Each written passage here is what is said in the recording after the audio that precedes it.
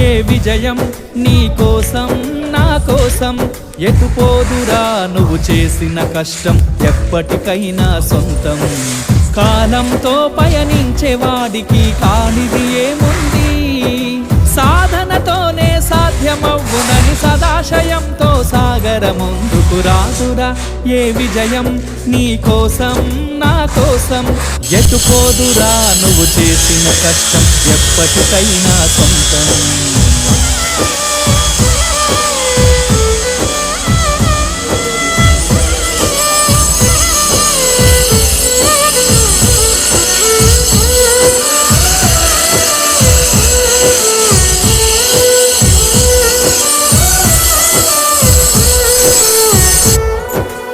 ఆకాశంలో అలలాగా పోయే ఆ పక్షులనే చూడు